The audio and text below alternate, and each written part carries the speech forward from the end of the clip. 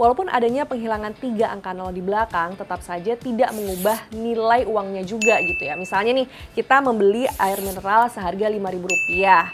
Terus karena adanya redenominasi ini akhirnya menjadi Rp5.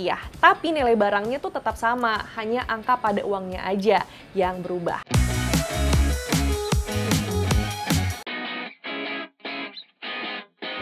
Hai Cuanomics di sini, apa kabarnya di sana? Kalau kabarnya rupiah, ini muncul lagi wacana pemangkasan atau penyederhanaan nominal mata uang rupiah alias redenominasi. Nah, redenominasi yang dimaksud adalah penghilangan 3 angka 0 di belakang.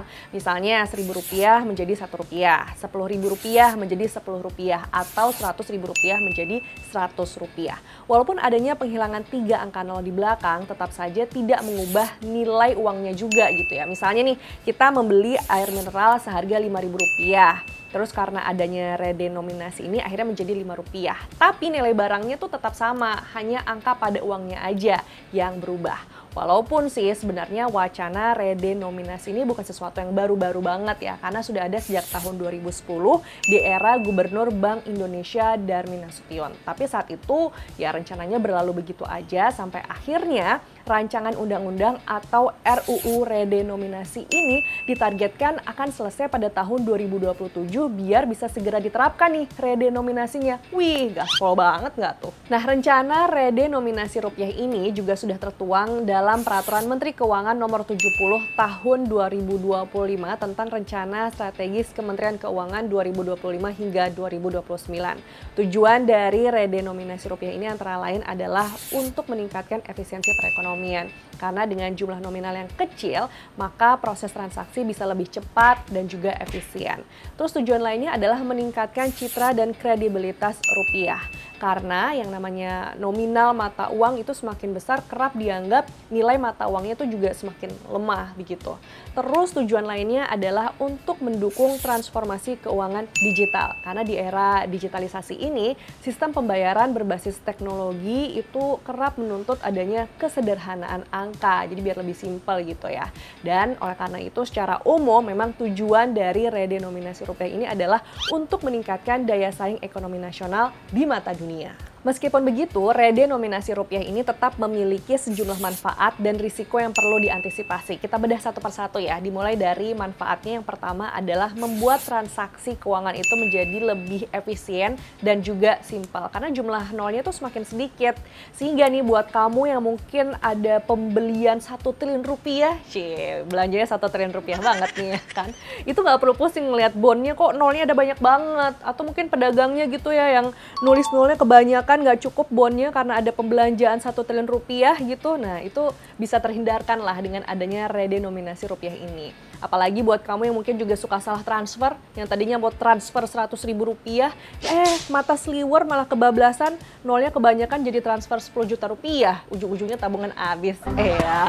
Nah, hal-hal yang kayak gitulah itu bisa dihindari dengan adanya redenominasi rupiah karena jumlah nolnya yang semakin sedikit dan proses transaksi pun bisa semakin simpel gitu. Terus manfaat lainnya juga adalah mencerminkan stabilitas ekonomi. Karena suatu negara dengan jumlah nolnya yang semakin banyak, itu sering dianggap adanya inflasi yang tinggi. Padahal kan belum tentu ya.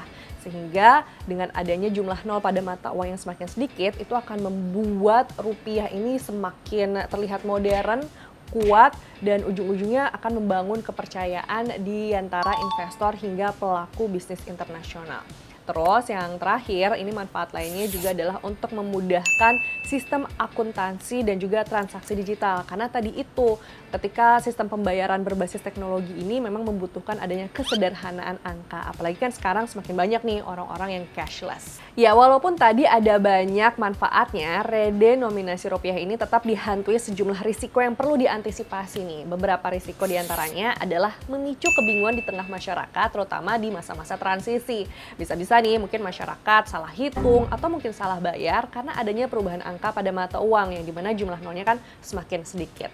Oleh karena itu, sosialisasi ini memiliki peran yang sangat penting dan bahkan bisa menjadi kunci keberhasilan dari redenominasi rupiah. Nah, ini nyambung nih ke risiko berikutnya yang perlu diantisipasi, yaitu biaya sosialisasi dan penyesuaian sistem yang nggak sedikit. Soalnya ada kebutuhan di mana pemerintah ini harus mengedukasi masyarakat terkait perubahan angka pada mata uang, habis itu juga adanya harus mencetak uang baru, ya kan? Belum lagi mengubah sistem kasir dan juga perbankan, dan juga menyiapkan berbagai infrastruktur teknis gitu ya yang mendukung adanya proses redenominasi rupiah ini. Dan semua itu menelan biaya nggak sedikit dan ujung-ujungnya hanya akan menambah beban pengeluaran negara. Terakhir, risiko yang perlu diantisipasi adalah potensi inflasi. Walaupun redenominasi rupiah ini tidak serta-merta membuat inflasi secara otomatis ya, tapi ada beberapa faktor yang bisa mempengaruhi.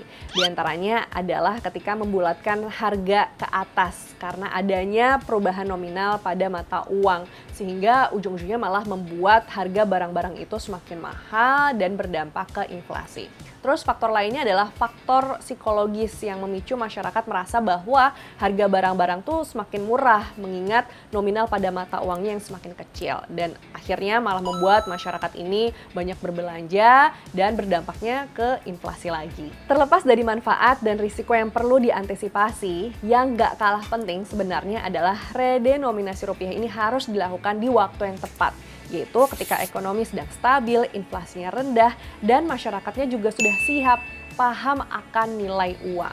Nah, kalau dilakukan di waktu yang tepat dan redenominasi rupiah ini pun berhasil dilakukan, ini akan menjadi langkah yang sangat bagus untuk menunjukkan ekonomi Indonesia sudah matang dan siap bersaing secara global. Tapi kalau misalnya redenominasi ini dilakukan di waktu yang tidak tepat, ya ketika ekonominya sedang tidak stabil atau mungkin pemahaman masyarakatnya masih belum solid terkait nilai uang, ujung-ujungnya hanya akan memicu kebingungan dan juga menurunkan kepercayaan terhadap rupiah. Gimana menurut kamu? Kalau kamu sependapat, like and share konten ini ya. Sampai jumpa.